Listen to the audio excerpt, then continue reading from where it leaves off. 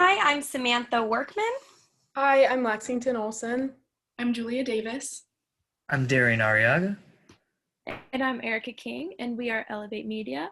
This is our proposal for National Geographic meets JetBlue. Our agenda today is we're going to go over JetBlue's background, our target audience, the SWOT analysis, and finally our budget allocation. JetBlue's mission statement is to inspire humanity both in the air and on the ground. They focused on giving back to communities in meaningful ways in an attempt to persuade others to do the same.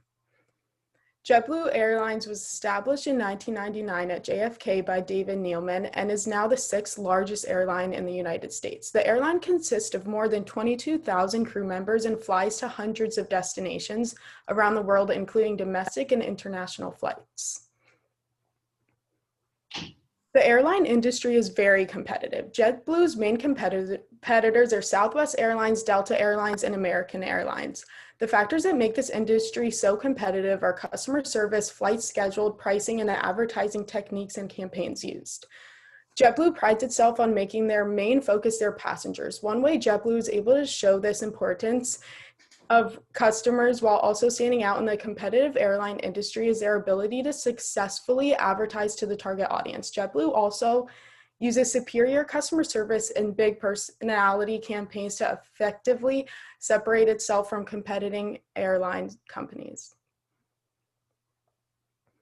JetBlue portrays the importance of customer service by offering multiple amenities to each passenger. JetBlue provides the fastest free Wi-Fi in the sky called Fly-Fi, which all passengers have the ability to use during each flight. The passengers can also feel comfortable and relaxed in the expanded leather seats and use the personal televisions. Each TV includes more than 36 channels of DirecTV and over 100 channels of XM radio that is available for every passenger to enjoy.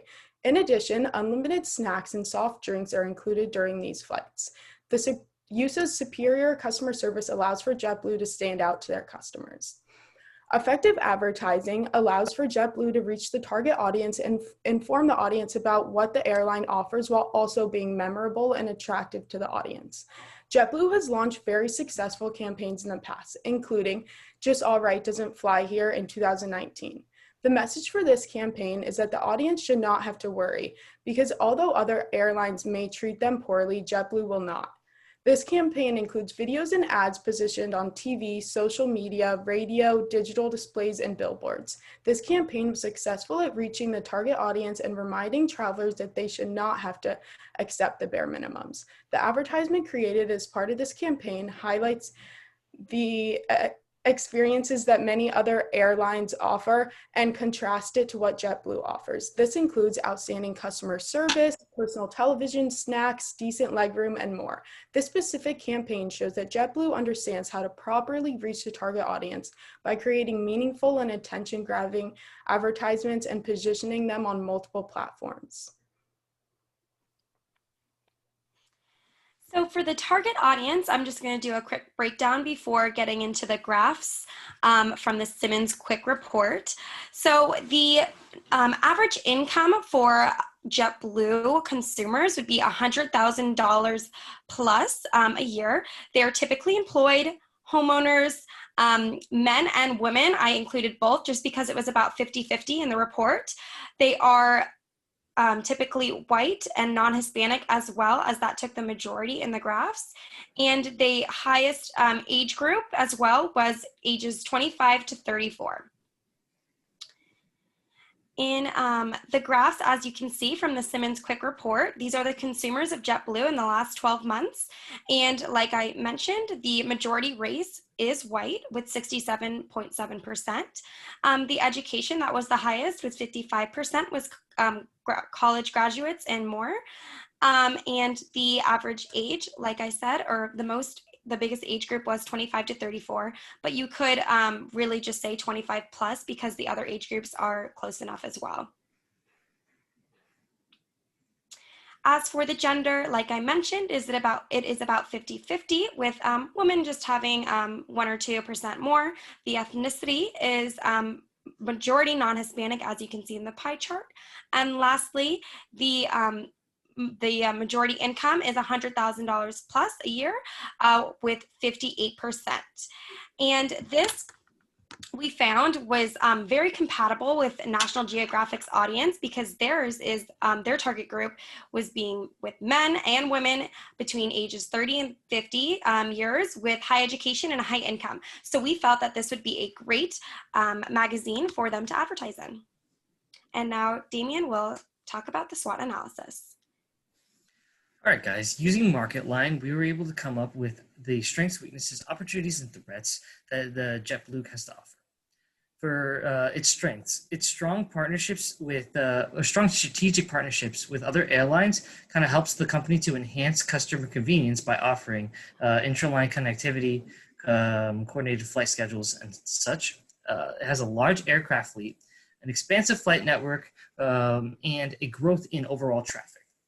For the weaknesses, it has a low financial leverage due to debt, and it is in the process of switching advertising agencies due to the pandemic. For its opportunities, they have new aircraft models that they are investing in and switching to. They have an expanding network and services, and they also have a positive feature of the U.S. travel and tourism industry outlook to look forward to. The threats include COVID-19's current pandemic, the increasing regulations, and the rising U.S. labor costs. For the partnerships, like I mentioned earlier, through their strategic partnerships, JetBlue offers interline connectivity, coordinated flight schedules, their frequent flyer program reciprocity, and other joint marketing activities. These partners include, but are not limited to, Air India, Asiana, Avianca, British Airways, Brussels Airlines, Cathay Pacific, China Airline, Condor, and Cape Air. Again, like I mentioned earlier, these partnerships kind of create this customer convenience by offering multiple options and networks to their consumers.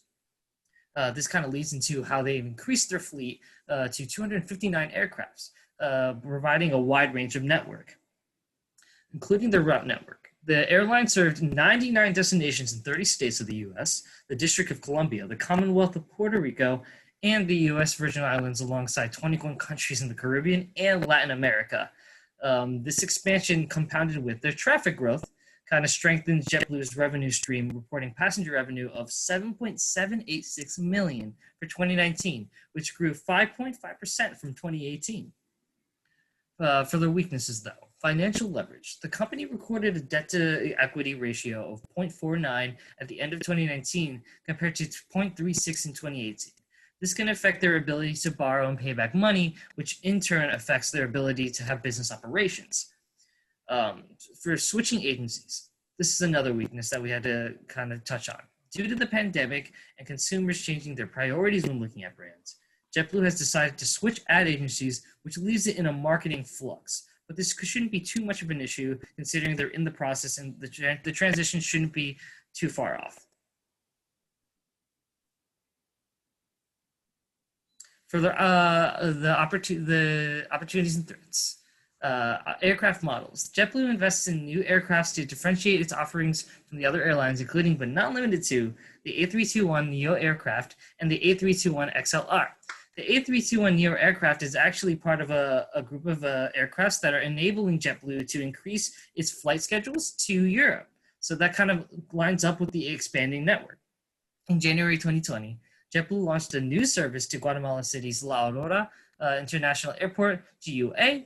It also announced plans to expand its service at Montana's Bozeman Yellowstone International Airport, with flights to and from the East Coast. This expanding network and the new aircraft model that leading them to Europe will kind of lead into later why National Geographic is a great fit for JetBlue and vice versa. For the U.S. travel and tourism industry, the industry's contribution to the U.S. economy is expected to reach $1.673.9 million in 2028. JetBlue can benefit from this steady growth. Despite the COVID-19 pandemic, the travel industry is still expected to grow a decent amount in the next couple of years, just due to the fact that the pandemic is not a permanent addition to the economy, and travel and tourism has been an integral part of the U.S. economy and other national economies. But leading into COVID-19 as one of the first threats, due to the pandemic, the airline industry has changed drastically, with consumers prioritizing safety and reliability over brand differentiation. Also, the dip in flight frequency has taken its toll on overall sales. Due to the pandemic, during the springtime, we dipped nearly negative 43% in flight frequency. But this is just due to mass hysteria and the fact that traveling was frowned upon and we were in lockdown. But now that restrictions are slowly but surely being lifted and vaccines are actually being released now, this is becoming less and less of an issue for the airlines, with people still traveling for the holidays. As far as regulations go, JetBlue is required to comply with Federal Aviation Administration, FAA, and Department of Transportation, DOT regulations. This, compounded with additional regulations, increases the risks of fines and penalties, letting JetBlue have to step on eggshells and kind of focus on meeting regulations instead of business operations, which can be a hamper for their sales. Also, labor costs. The increase of minimum wage in multiple states could increase the overall costs for JetBlue, but they're minuscule, and it kind of depends on the state, because it varies for the minimum wage from state to state. But also, we kind of go over why these, compounded with all the strengths and opportunities, create a great fit between JetBlue and National Geographic. National Geographic is a global brand with ties to world cultures, which lines up with the benefits JetBlue provides. With the expansion of its network recently going to South America and the Caribbean, while leading to the new aircraft being able to create more routes to Europe, it kind of lines up with the fact that National Geographic can create these images of the world cultures, and then JetBlue can bring you there. So it kind of has a symbiotic partnership that National Geographic and JetBlue creates. Well, leading into Julia, she's going to cover the calendar. With all that in mind, this is the calendar view of what we propose JetBlue places in National Geographic magazine. As you can see, January, April, June, and October all have fourth cover ads, which is the back cover of the magazine, which a lot of people see because it's obviously on the outside. So that's why those months got those ads, because those are the months where January, people are probably getting National Geographic subscriptions from their friends and family for Christmas, or it's a new year and they want to read more and learn more. In April, June, and October, those are hitting prime flight booking times for the summer, late summer, and then also the holiday season after October's issue, hitting November and December flights. February, May, August, and November got one-page ads inserted somewhere in the magazine because those are also hot months for booking flights. March, April, June, July, September, October, and December all got quarter-page ads. But as you can see, April, June, and October got them in addition to the fourth cover ads. The months that don't have anything other than the quarter-page ads are not hot times that people are booking flights. So it's not worth the money to put a bigger ad that fewer people are going to have a response to. But in April, June, and October, it's just driving it into the viewer's mind that they should choose JetBlue next time they book a flight. This is the rate card that National Geographic provided for the national edition of the magazine, and it's how I calculated the number of spots that we can get with our budget. As you can see, the fourth cover ads cost the most, and the one-page ads are just behind it. With as many of those as we could get, we also decided to get 7 quarter-page ads to kind of fill the gaps throughout the months that weren't so important for flight booking. And there are also bundle deals for placing 3, 6, or 9 ads all at once throughout the year. So it's more cost-effective to get multiple quarter-page ads, or multiple fourth cover ads, or multiple full-page ads, rather than just getting kind of one of each thing throughout the year. This is how those numbers broke down. As you can see on the left, the fourth cover ads with all colors were $213,000 dollars per insertion for 3 of them, and then there's 1 insertion in addition that's a little bit more. So in total, that's $800,000, more or less. And then we also have 4 full-page ads with 4 colors, 3 of them at one price, and then 1 at a slightly higher price, and that's $732,000. Then we got 6 insertions at $55,000 and 1 insertion at $61,000 for our quarter-page ads.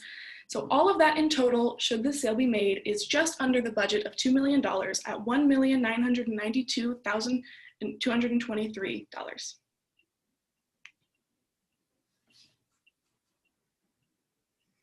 Are there any questions? All right, if not, thank you guys for listening, and we hope you consider us for the proposition for JetBlue to work with National Geographic.